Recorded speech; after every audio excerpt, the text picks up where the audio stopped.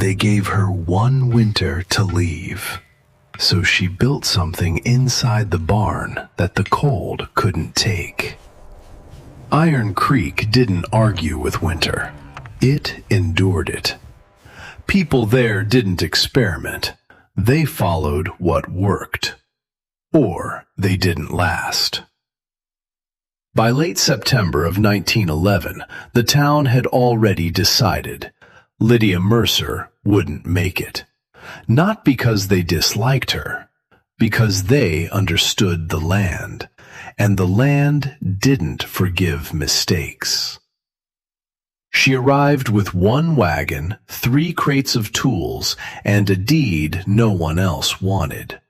40 acres of wind-cut prairie, a dried well, and a barn that leaned far enough to look like it had already chosen to fall. "City woman," someone said at the store. "Won't last till Christmas." No one disagreed. They had seen it before. Iron Creek wasn't built on hope. It was built on repetition. Wood walls, central stoves, fire as hot as possible. More heat, more survival. That was the belief.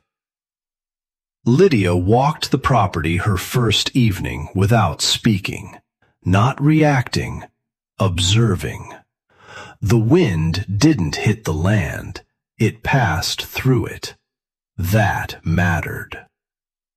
The barn stood in the center.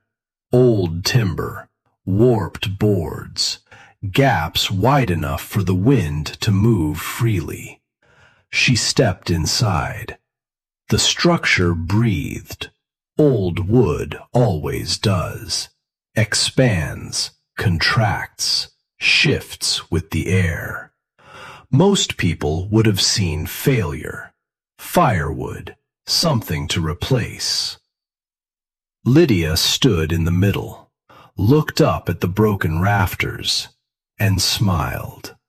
Not at what it was, at what it could contain. That was the difference. The next morning she went to the supply store, not for blankets, not for extra wood, not for a bigger stove. She ordered steel. Curved sections, galvanized, pre-cut. The clerk frowned. "You building something?"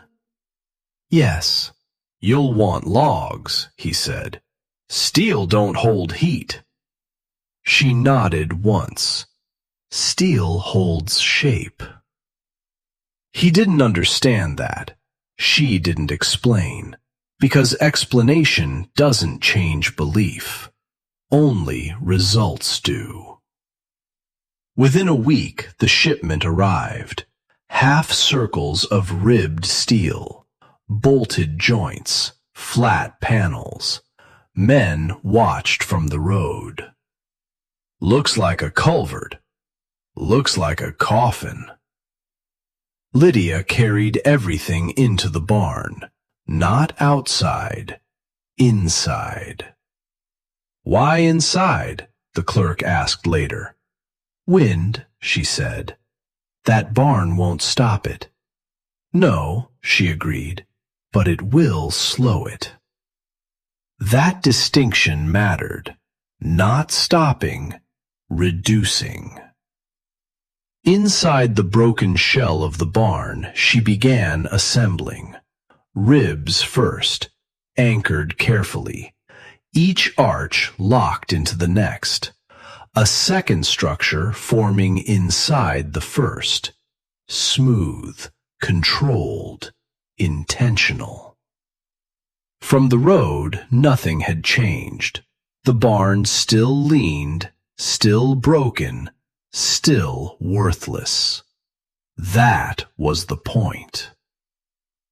She worked every day, measured, adjusted, rebuilt when needed. Not faster, more precise, because precision holds where effort fails. By mid-October, the frame was complete. A low, curved shell. Compact, efficient, no wasted space. Structure alone doesn't hold heat. She began sealing the inside. Foam layered directly onto the steel, expanding, filling, hardening into a continuous barrier. No seams, no gaps, no movement. A boy stood at the doorway watching. "What is that?" "Air," Lydia said. He frowned. "That don't sound like much." "It's everything." Because air, when it doesn't move, stops heat from leaving. That was the part no one in Iron Creek understood. They tried to make more heat, more fire, more wood, more effort. Lydia wasn't making more. She was preparing to lose less. By the end of October, the structure inside the barn was ready. Not large, not comfortable, but controlled. And control is what winter tests.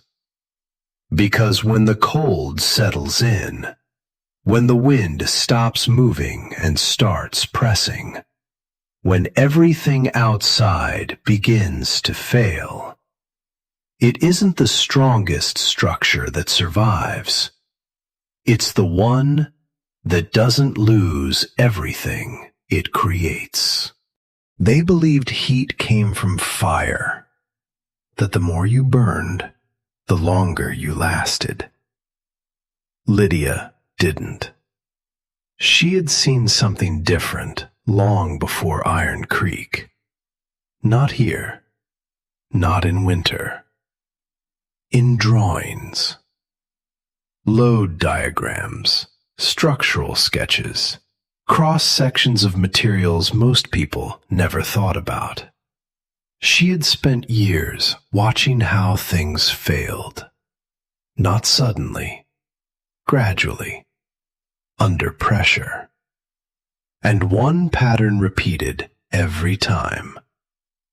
What escapes is what destroys you. That applied to weight. It applied to stress. And in winter, it applied to heat. The problem wasn't making heat. It was holding it. Inside the steel shell, she lit her first fire.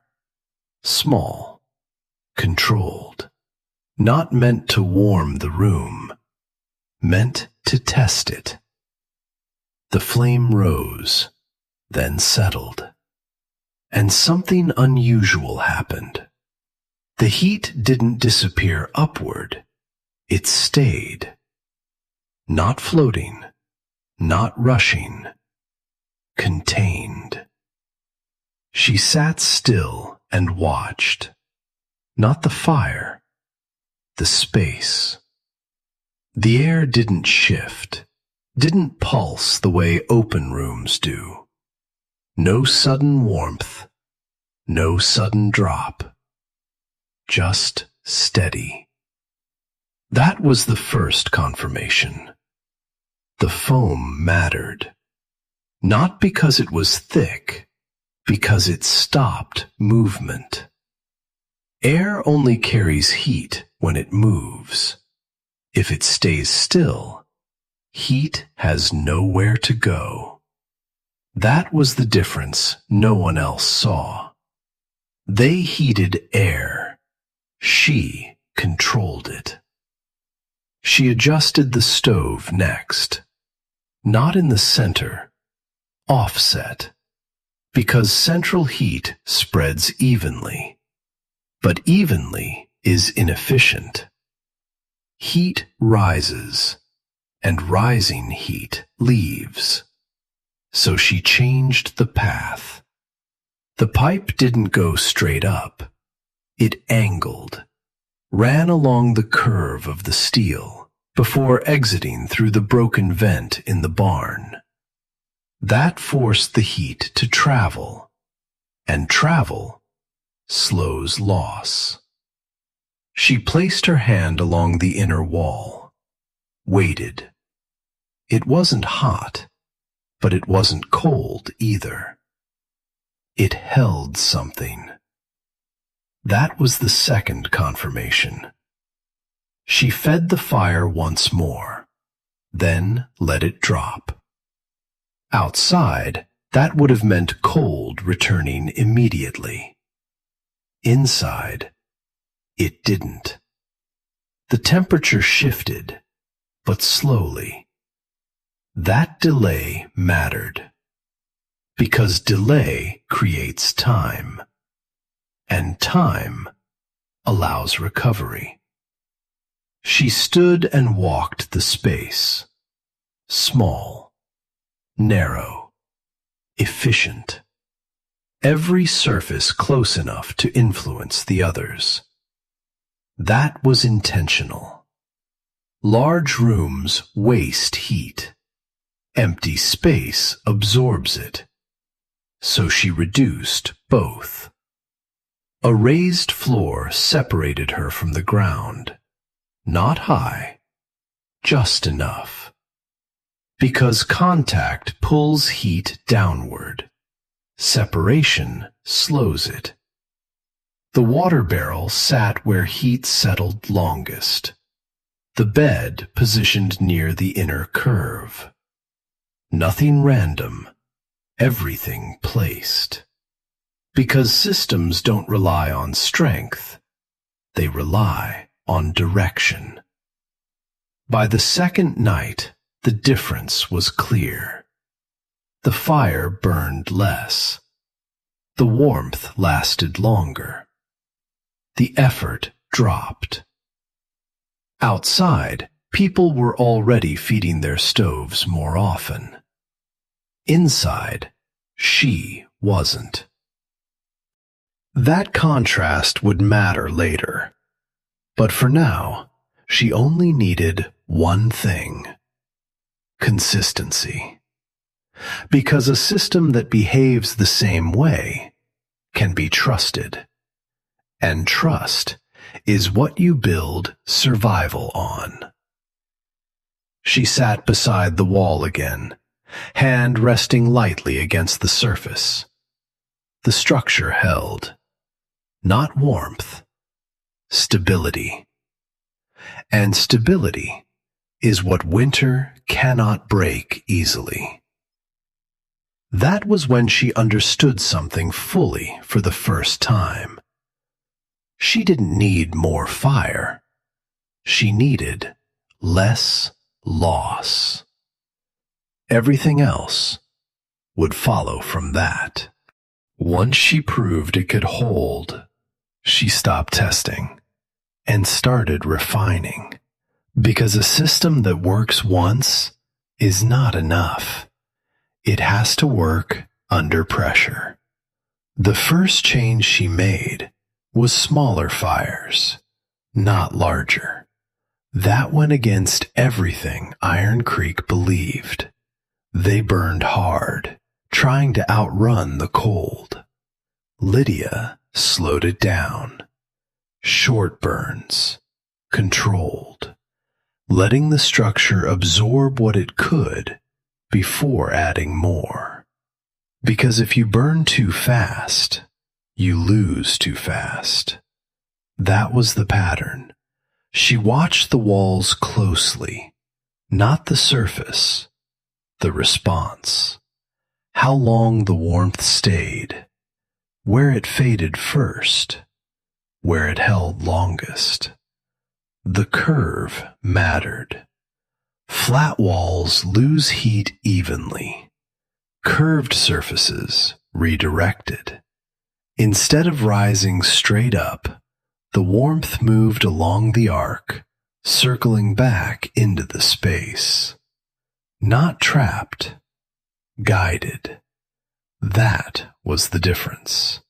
She adjusted the pipe next, lowered its angle slightly, extended the path inside before exit, because heat that leaves too early is wasted. The longer it stays inside, the more the structure absorbs. She ran a small test that evening, a single burn, shorter than before.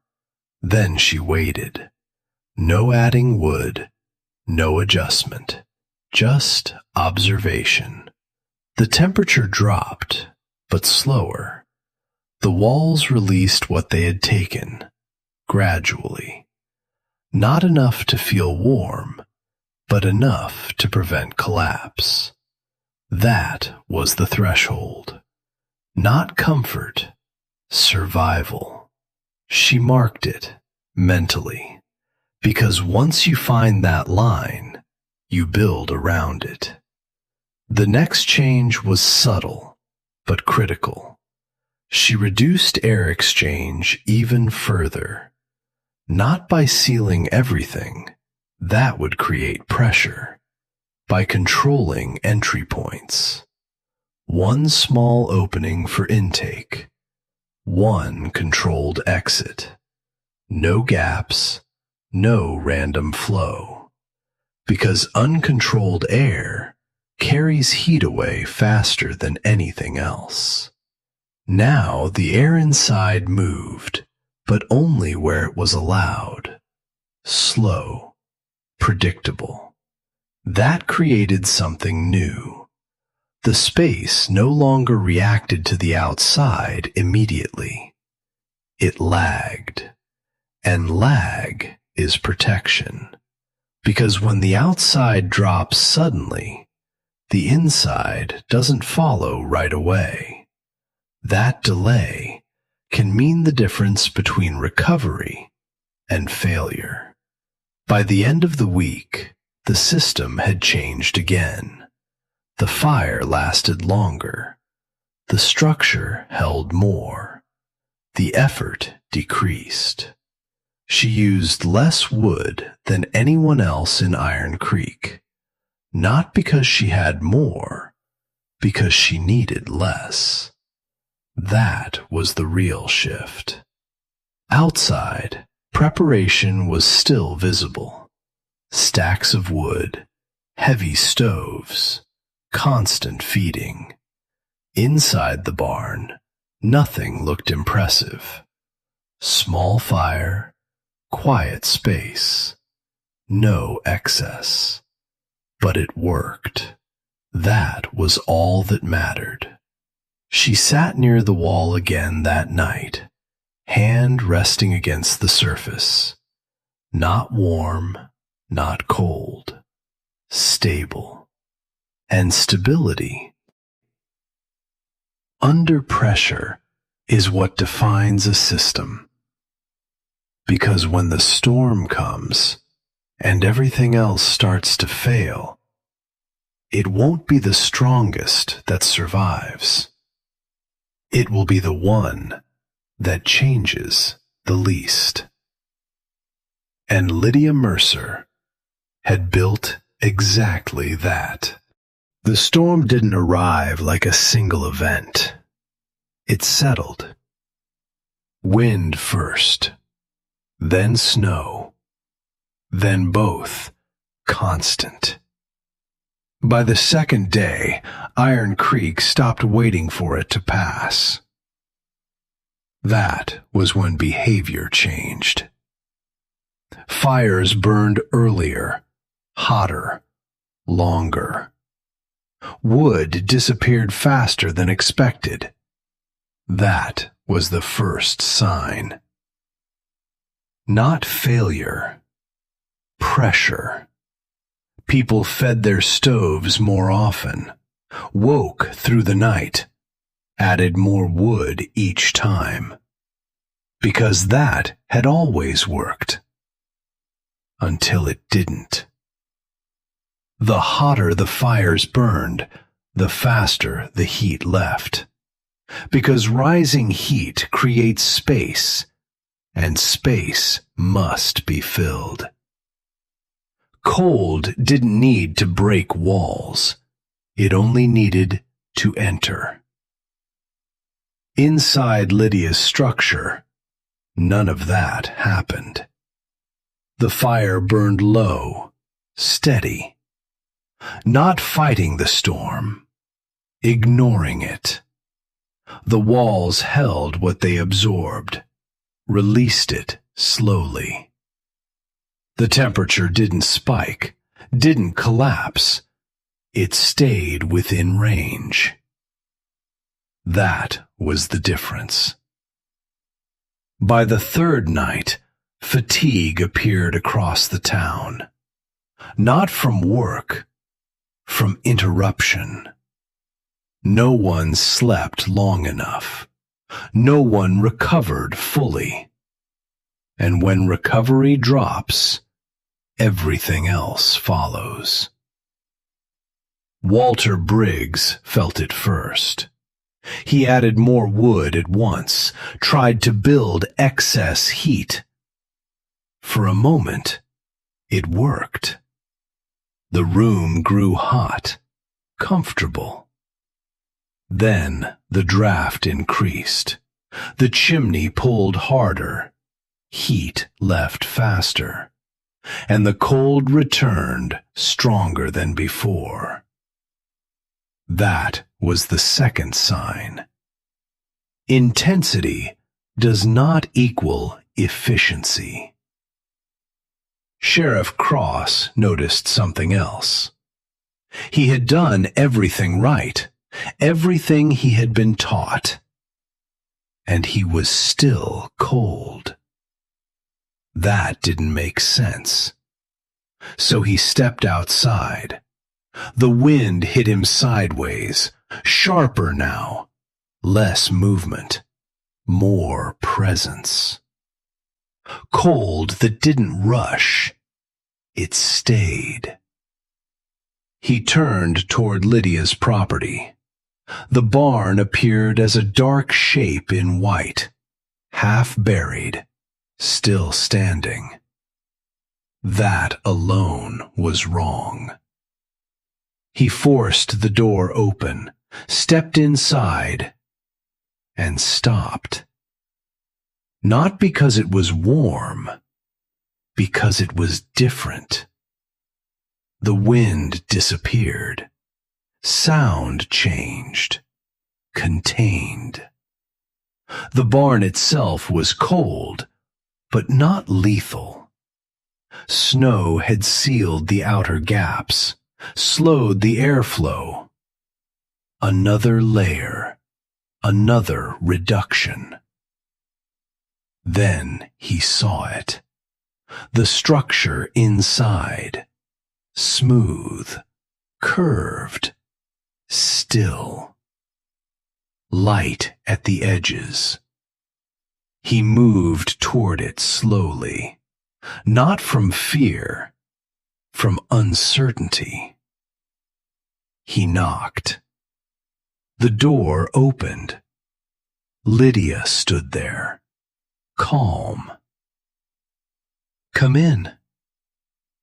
He stepped inside and felt it. Not heat, not a surge. Presence. The kind that doesn't change quickly. His shoulders dropped before he realized it. Because the body recognizes stability faster than the mind. He looked around. Small fire, quiet, no excess. "How?" he asked. "System," she said. He shook his head. "That's not an answer." "It is." To the wall, touched it.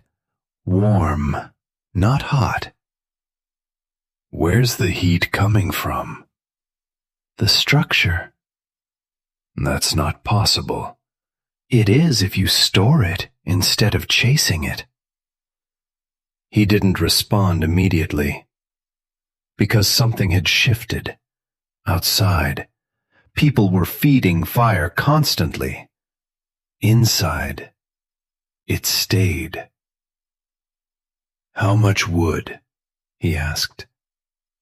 "Less than you think." He looked at the stove again, small, almost secondary. "You're not fighting it," he said. "No." "Then what are you doing?" "I'm not letting it win." That answer stayed with him, because it changed the problem. Winter wasn't something to overpower. It was something to work within. By evening, he hadn't left. Not because he chose to stay, because leaving meant returning to failure. "They won't last," he said quietly. Lydia nodded. "I know." He looked toward the door. "They'll come." "Yes." "Will you let them in?" She didn't answer right away, because that question wasn't simple. Then she said, "If they arrive in time." Outside, the storm didn't change, but inside the barn, something had. Not the temperature. Understanding. And that was the beginning of everything that followed. By the fourth day, the storm stopped being something passing through. It became the environment. That was when decisions changed. People stopped waiting. They started choosing. Wood piles had dropped below what they had planned. Not empty, but no longer enough. That difference mattered, because running out is sudden. Insufficiency is slow. And slow failure is harder to recognize. Martha Ellison felt it first. Not in the air, in her hands. They wouldn't stop shaking. Not from fear, from cold that had settled too deep. Her stove was full, her fire strong, and still she was losing. That was when she opened the door. Not because it was safe, because staying had become worse. Across Iron Creek, others were reaching the same point. Not together, individually, quietly. One person stepping outside, another looking toward a neighbor. Small decisions that changed everything. By midday, they began to arrive. Not all at once. One, then another. Drawn by the same signal. Consistency. Smoke still rising from Lydia's barn. Not heavy, not desperate. Steady. That was enough. Inside the structure, the system adjusted.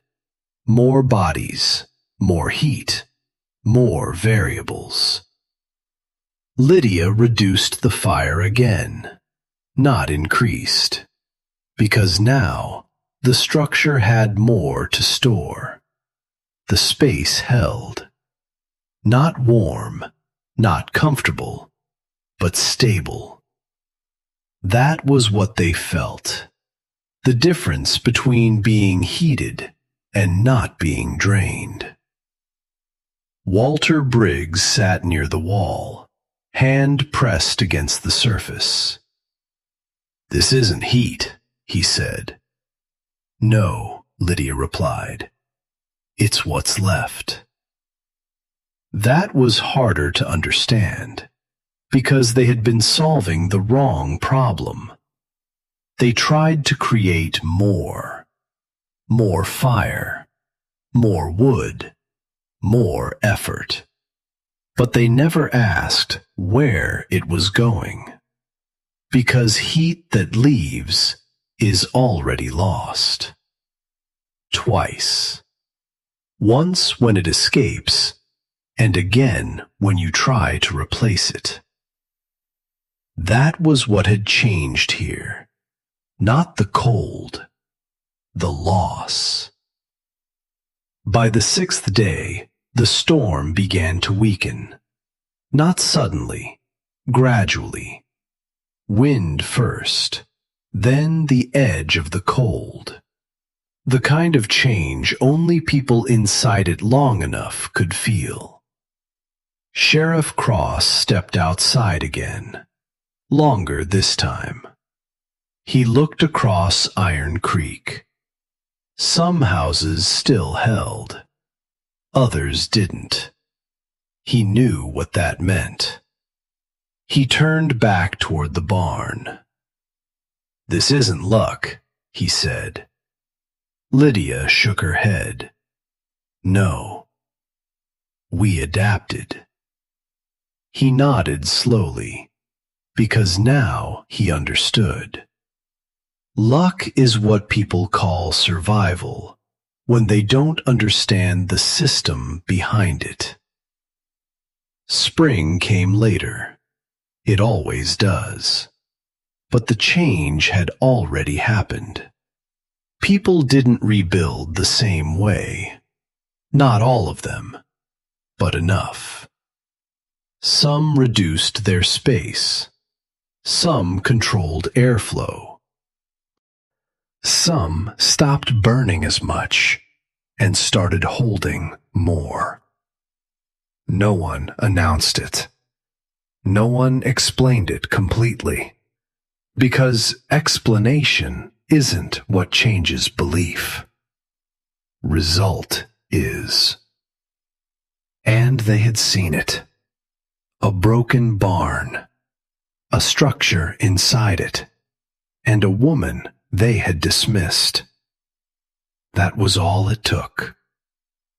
Years later, when people spoke about that winter, they didn't talk about how cold it was. They talked about what held. And one idea remained. Simple. Unavoidable. Proven. She didn't make it warmer. She made it stop losing. Because survival isn't about adding more. It's about losing less. And once you understand that, everything changes. Even winter.